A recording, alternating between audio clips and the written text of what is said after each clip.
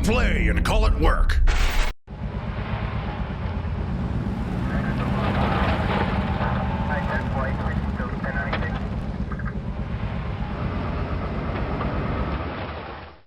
Hi there, Chris here with this week's Sit and Talk. Next week's Sit and Talk will be with Steve, and so for any questions and comments, whatever you want to leave for Steve, leave them below at Steve. And of course, for any questions or responses to what I've said today in this video, you can leave at Chris, and I'll be sure to read and possibly respond to them. I don't always respond to them, but I do read them sometimes. Occasionally. Let's just dive right into it. We've got, first one is from, this is a little mixed up here.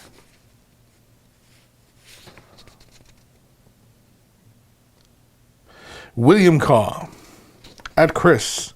If you could summon a warp entity that the human race has made up Santa Claus to the battlefield, would you take him? A warp entity of Santa Claus? Would I take him to the battlefield? Of course I'd take him to the battlefield. Who wouldn't? He flies around in a big sled. He drops little present bombs on people. He's got, 12 reindeer at the front. Is it 12? Yeah, it's 12 reindeer, isn't it? Or is it 10? Can't remember. Anyway, he's got a bunch of reindeer. And of course, if they're warp entities, they're going to be like some sort of mutated super reindeer that, like trample like cars and tanks and flip them over. And they got great big antlers and what have you. And otherwise, Santa Claus, of course, because he can fly with reindeer and drop stuff, drop presents. And apparently the guy can be like all over the place in one night, all over the entire planet in one night. So, if he was in a galactic type setting, could he go across the galaxy in one night? Just dropping off stuff and, running amok and things like that. I think he could. I have faith in Santa Claus, and I'm sure that's what would happen. DT, Chris, what's the weirdest thing to ever happen to you before? What is the weirdest thing that has ever happened to you, being done to you in the MiniWarGaming office? The weirdest thing? I don't know. Happened to me or done to me? Yeah. The weirdest thing, I can't really say, other than possibly the building's haunted that we're in. Otherwise, because sometimes I'd be working late or whatever. When I first initially got here, I spent a lot of hours afterwards, we're toiling away on my own stuff. And yeah, I'd be the only one in this building. This is a pretty big building, but it's an old building. And you'd hear like footsteps and you could hear all sorts of things. And so, yeah, there's ghosts in this building, I'm sure. Otherwise, yeah, the weirdest thing, I honestly can't think of it. Like you get normal places and then you get these odd occurrences and it causes a spike and you say, oh, I remember that weird occurrence that happened there. But every day here is a weird occurrence. So it's like more up here. And so you don't have those odd spikes because every day is a little weird and everybody that works here is a little weird. And so, you can't judge, you can't pick a single day because it's a whole sea of weirdness. And constantly you find yourself having to shower at least twice a day because, the weirdness, it clings to you like a warm, humid day kind of thing. I don't know where I was going with any of that, but anyway. Radius, Chris, have you painted any of the new Death Watch models yet? If so, what do you think of them? If not, why? Well, I have not painted any of the Death Watch. I actually had a hankering to do a conversion of a true scale model into a Death Watch model, just because it would just look really, really cool. I like true scale model or art scale, whichever way you want to talk about them. Basically, it's just bigger Marines, right? But otherwise, I'd like to do one as a Death Watch. I like the Death Watch models. They're very, very cool. Fans of Death Watch Marines and the whole idea of them, we've waited a long, long time to get like, you know, an army together of them. And so, you know, a lot of people, you know, are really, really happy, me included, even though I don't collect them. I was considering collecting them or taking it as a small ally or, you know, things like that, because I also have my Crimson Fists that I've been trying to get off the ground. And so I think like a little Death Watch unit with them would be kind of fun.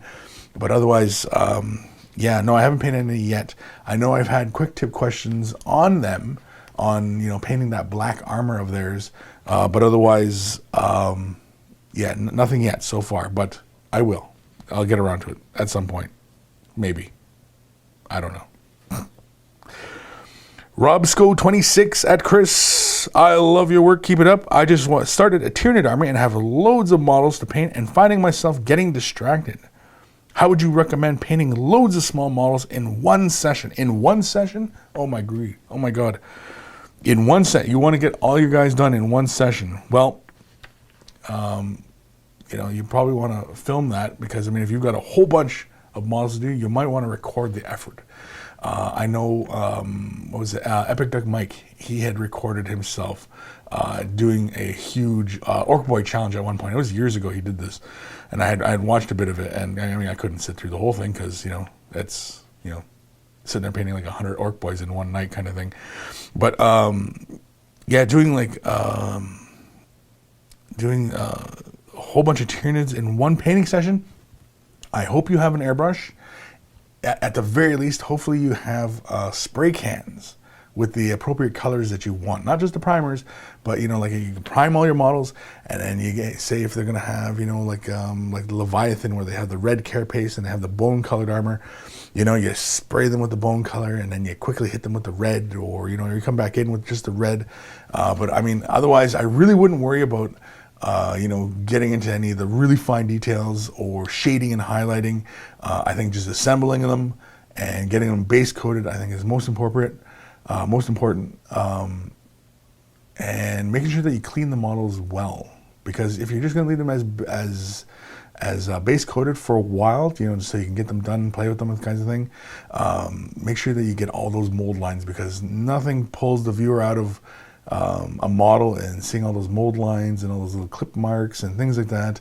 And yeah, but if a model is properly cleaned and all the mold lines are taken care of and everything like that, and it's just got a base coat sitting on it, the models look great, you know, because they're playing under the light, and, you know, they look, and especially if you have like 1,000 of them on the table, it's all going to look good, you know. So yeah, but in one session, man, I hope, yeah, you got to have an airbrush or some means of delivering paint very quickly, like I don't know, like a 12 gauge shotgun loaded with paint or something like that, because that's a monumental effort to get through. I don't even know what this is. Dexter 13. Kris, I'm working on a Harlequin army painted up as the Shattered Mirage, which is primarily white. The issue I'm running into is that I can't bring out the details without dirtying up the white with washes. Is there a tip to help bring out the detail yet keep the white looking clean? Yes, there is. There's a couple videos on painting white in the MiniWarGaming Vault. If you're not already a Vault member, just, you know, go into the video tag cloud and look up painting white. You should be able to find a couple videos there. They've been done a couple times. My favorite method of doing white is you start off with Othran Gray or Celestia Gray. Celestia Gray, yeah. Othran Gray I've been using a lot. And you start off that as your base tone, and then get a color like, you know, Thunderhawk Blue or the Fang or Rust Gray or something like that. That's a very light kind of blue gray. And you can either thin that down a bit and paint in the recesses or all the little folds in the cloth or anything like that. Or you can also turn that into a shade wash by simply taking a little bit of the paint, a little bit more, like a 1-to-2 kind of ratio, 2 medium to 1 paint, and then a drop or 2 of Liquitex Flow Aid. And that'll turn that color into a shade wash. And it'll act just like the shade washes, where you can apply to the model. It'll still creep into the recesses, but it'll just leave a barely a tint of color on the main surface. But otherwise, it'll still fall within those recesses. So that's a quick way of getting through, say, a whole bunch of them. You know, just apply that shade wash. It's a light gray. And it'll just tint the gray just a little bit more, just a little bit down further, so you can come back in with Celestia Gray or Othran Gray, create that first highlight, and then come back in with White Scar, and reestablish and just do a quick little edge highlight, catch the knee, catch the bottom of the pant, and, things like that, right? And so that's really one of the best ways to paint white is starting off with a light gray base and then using white as your highlight color. You can also do this with, laying a base tone of white scar and then coming in with a shade wash and just kind of build your color downwards. But it ends up being a bit more work, and you often end up, just kind of creating more work for yourself. You just don't really want to do that. Start off with a nice light gray tone, edge highlight with white, and it pulls off the effect very nicely. You're not going to get quite like effect like, say, white scars, but white scars, they often come in with just like a pin wash, or they just outline just like, the knee pads and the little grill marks and things like that. They don't use a whole wash over the entire thing because that just ends up just dirtying the entire model. So avoid that. So you're better off just picking out, just the details themselves. Sin Cities only. Good. Insert time of day here. Kris. My local gaming store started a kill team campaign and I'm playing Necrons. I want to know what's your favorite Necron model to paint and why. Cheers from Vegas. Favorite Necron model. I often like that one from Forge World, the big centipede looking thing. That thing's just creepy. And what purpose does it serve in the tomb worlds? Because you imagine like everything is kind of it's kind of Matrix like where you got these creatures moving around and they're all taking care of the tomb and just scuttling about doing their own thing, right? Little scarabs and the spiders, what I mean? Like they're all just skulking about and fixing Necrons and doing whatever, right? And I often like that big centipede thing because like what does he do? I don't know what he does. He's kind of creepy looking and so I like that. That's probably my favorite model, and also because the model is like really kind of posable. You can really kind of do a lot of things with it, and the pain of it though would be assembling all those little legs and all those little antennae and but otherwise doing a really kind of antique kind of metal or rusted kind of metal paint job I think would look really, really cool on it. Even painting it just like an insect I think would be really cool as well. Like how dung beetles are a dark form, but they got like this rainbow shimmer on them. I think that would be really, really cool, as if it, it had a dark metallic finish to it, but it also had that little rainbowing going on along the back of the spine or something like that. I think that'd be really, really cool.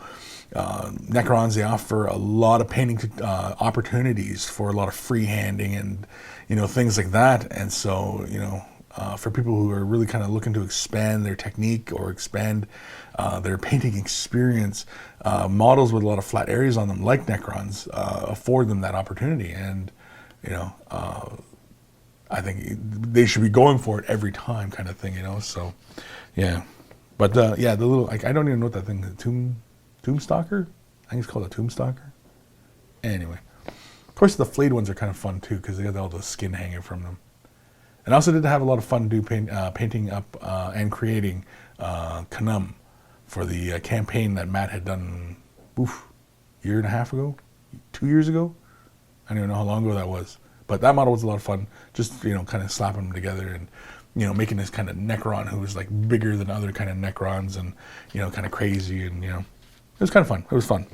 But yeah, that big tomb spidery or centipede thingy, I don't know what it's called. And I'm not going to look it up right now because we're recording this. Promorius. Kris, do you play any other armies in 40k other than Eldar? Dark Eldar and Harlequins do not count. Do I play any? No. I would like to start I've been trying to start. I've got the models. I mean, I like to do a Stern Guard heavy Crimson Fist detachment for my Eldar. It started off as an ally and then build it into maybe its own force later on. But I mean, I just still haven't got. I mean, I have Pedro, I have Stern Guard, and I've got the boxes ready to go. It's just I haven't gotten around to doing them. And I started painting Pedro, but I just again other projects distract me, and I really like to get more of my Eldar finished. Over anything, and but Space Marines is really kind of the thing, and I like the Crimson Fist. They're my favorite chapter in 40k. And yeah, what was the question? Do I play any other armies though? No, I do not play any other armies. Eldar is really the thing. And I used to I've been playing this game for a long time, and I used to have like Space Marines. I had Orcs. I had Chaos, Tyranids, Tau, Imperial Guard, and I've had it all, and I've had Eldar before as well.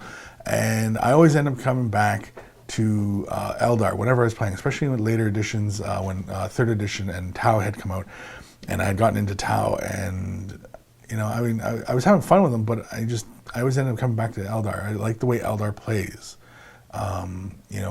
maneuverable and firepower, and that's kind of how I like to play things.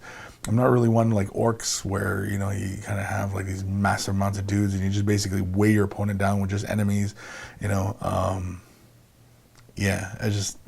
my play style is more Eldar. It's a maneuver. I like maneuvering, and I like outmaneuvering opponents. I like moving to positions and kind of try to bait and draw people in, and then take off and kind of split the enemy's forces up so that I can deal with them. And yeah, so Eldar is really the army for me. I really have no interest in any other armies really. I just Chozon 1. Kris, how do you personally feel about using 30k Marines as 40k Marines? I like the armor a lot better. Also, what tips can you give for coming up with a custom paint scheme for my army? For glory and Philly cheesesteak, Chozon. How do I feel about 30k Marines used in 40k armies? Just fine. The fluff often describes Space Marines and having a whole variety of armor to them. Space Marines aren't all just walking around in Mark 7 armor in 40k. They have, Mark 2 bits on them, and the shoulder pad from a Mark 6, and things like that. Because again, in the fluff, the armor is described as a relic. At least that's the way whenever I was reading background and the fluff material on a lot of the stuff is that they don't, like in 40k, they don't know how to take care of their equipment, and so they have to they have to take care of what they have because they don't really know how to make new stuff. And so Space Marine suits included, so when a guy dies and then they go pick up his suit, and try and get his gene seed back, they're taking armor bits and stuff like that. And so yeah, I mean, mix and matching the armor I think really is really cool, and that's why a lot of the veterans and like Stern Guard and things like that, you'll see like a whole mixture of armor on them because they're representing that fact that like they're just taking bits off, and when he loses his shoulder pad, he goes and finds a new one, or he gets a new one made, or or gets an old one, and the artificers put his own personal heraldry on it, things like that. It just adds a lot of character to the Marines, and I think it's really, really cool. So I would have no problem with somebody pulling out a 30k army and using the current 40k rules. That's perfectly fine by me. Using the 30k rules while I'm playing 40k and they're playing 30k, there's going to be a bit of an issue there because it's not quite the same, and the power scales are just a little bit different in there. So, but yeah, as far as coming up with your own color scheme, I've answered this one a few times, and I try to try to give a consistent answer, but oftentimes it is like when you're looking for inspiration, look somewhere, something that is eye-catching to you. For example, like McDonald's. The McDonald's is a gold and a red, and you can spot that from miles away, right? And you got like things like I don't know. I'm just trying to think of like company logos and things like that. Where like FedEx, where it's a white field with purple and orange, right? It looks very striking.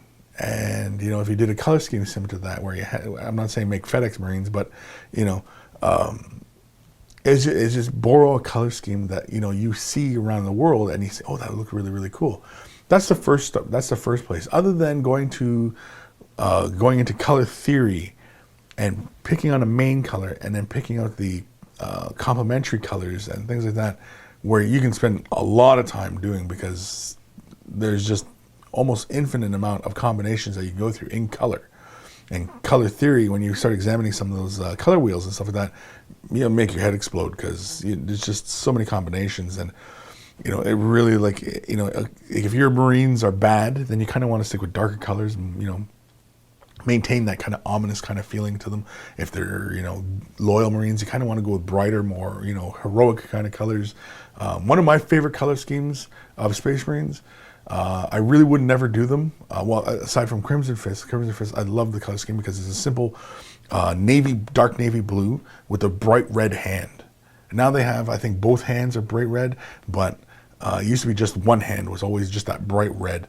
And I always really liked that color scheme, and I thought it was just very striking on the Marines. And again, I'm kind of old school too, so I really kind of like the old artwork, especially for the Rogue Trader cover, But another one of my really favorite color schemes for Space Marines is the Howling Griffins, which are where the armor is quartered, and one quarter is red, and the opposite quarter is red, and one quarter is yellow, and the opposite quarter is yellow, and it kind of has like this checker pattern. And then the symbol is a big griffin, and they kind of have that old kind of European kind of heraldry kind of look to them, which kind of fits Space Marines, because essentially they're space knights, and so it just kind of fit them, right? But that's another one of those color schemes that I just really, really like. And again, it's a yellow red, and that's kind of McDonald's. That's look around and see what kind of color schemes are out there, and you'll find that there's a lot. And wherever you draw your inspiration from really is entirely up to you. And coming up with something unique, I know, can be really, really tough, but try. Try. Rhinoc. Kris, just wondering if you have any idea on how to go about doing glitter effect on Harlequins. A glitter effect. You can pretty much use an iridescent medium on the models. And Liquitex makes a really good iridescent medium. And basically, I've shown it in a few videos in the vault. If you're a vault member, just go into the tag cloud and just look up iridescent or something else. I can't remember what it is. It might be under a different name as well. But otherwise, I had shown it on a Eldar jet bike using just the kind of a rainbowy kind of colors, and then just putting an iridescent medium, and it just kind of gives this pearlescence to the surface. And I think that's really kind of what you're looking for. And so, yeah, it's iridescent medium. That's what you want to look for. I know Liquitex makes it. Golden, I think, has some. I think Vallejo might have one.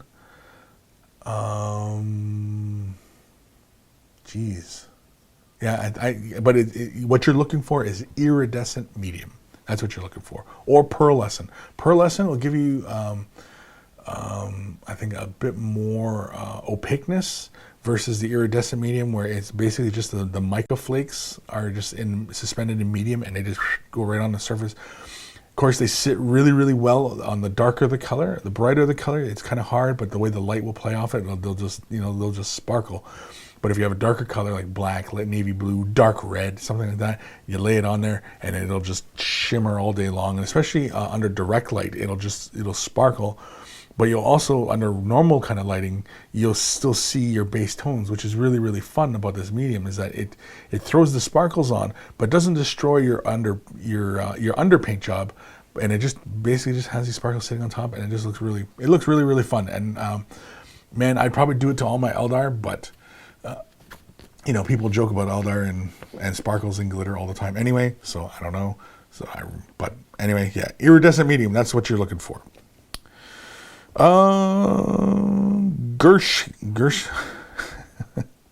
Gershgill at Kris. Hi Kris, I'm currently adapting the tiger paint scheme you used on the Griffin to my Harlequins. I'm planning to do all my models with snow. I love snow, and was wondering if you had any experience with the snow texture products sold by Games Workshop, Valhalla and Blizzard, and Mourne Mountain Snow. Thank you, and again for the great content. Unfortunately, no, I have not played with the new products. I know they had just recently put out a new texture technicals. I haven't got my hands on any of them. From what I understand, though, the new snow that came out, which is the Valhalla Blizzard, or is it the Mourne Mountain? I think it's Valhalla Blizzard is the new snow. Anyway, you use that little scooper that Games Workshop sells these days with the paintbrushes, and you apply that to the bases, and you're laughing. I mean, I'm still more of a baking soda method and PVA glue, a little bit of white paint, but otherwise, yeah. I mean, I've never been steered wrong using the baking soda method, as it's such a fine granule of material, and then suspended with the glue, and it just gives you a nice snowy texture. And of course, when you mix it with, say, like gloss medium, it gives you kind of that wet snow kind of look. Now, I'm sure that with these new snow mediums, I'm sure if you mix the gloss medium or the gloss varnish in there, that you get kind of a wet snow. I'm not 100% sure. In theory, it should give you the same thing, because from what I understand, how it looks, at least when it's applied, it almost looks like the same as the baking soda method. And so I'm wondering if that's just a really fine granule pigment that they're using, and they just have it suspended in the medium, and it just gives you that nice snowy look. But I have not had a chance to play with this stuff, and so I can't really speak to any kind of certainty as to how it would work. But it looks pretty easy to use. Again, there's a lot of methods for applying snow to models, and really kind of what kind of effect you're looking for. The way the Games Workshop kind of shows how to use it, it's kind of just in places and on the base, and it's not really like a whole snow covered kind of thing. But that's not hard to do either. You just apply more of the stuff down. But otherwise, yeah. But the baking soda methods always worked for me for a long time. I don't play a lot with the snow on my bases or on the models. More of a grassland kind of guy myself. All my bases are often done in grass or like in city kind of settings and things like that. And so, yeah. Yeah, so hopefully that kind of answers your question. Petrified Pickle. Petrified Pickle? Petrified Pickle. At Kris, President Trump. Yeah, as I'm recording this, the news did break this morning that he did win. So yeah, President Trump. That's a thing now. That's a thing. Seesaw or Kika? I don't know. CICA? Seesaw? I'm reading that wrong probably. Anyway. All right, Kris, your thoughts on the U.S. election. What effects will it have on you, MiniWarGaming, Canada, and the world? Does Canada need a wall? Does Canada need a wall? No, Canada does not need a wall. Are you kidding me? Doesn't need a wall. The election, I'm just glad it's done. I was sick and tired of hearing all this stuff about those two. Oh, done. I'm done. I'm glad that part's done. So now we'll see what happens when he takes the oath. That'll be the next exciting chapter in that whole story. The horror story. I don't know. For some, it's a horror story. For some, it's great. So I don't know. What effects will it have on MiniWarGaming? Time will tell. Canada and the world, again, who knows? Who knows? It's wide open. It's wide open.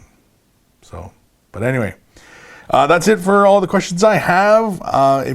So basically, I'm done. Yeah. That's all the questions I got.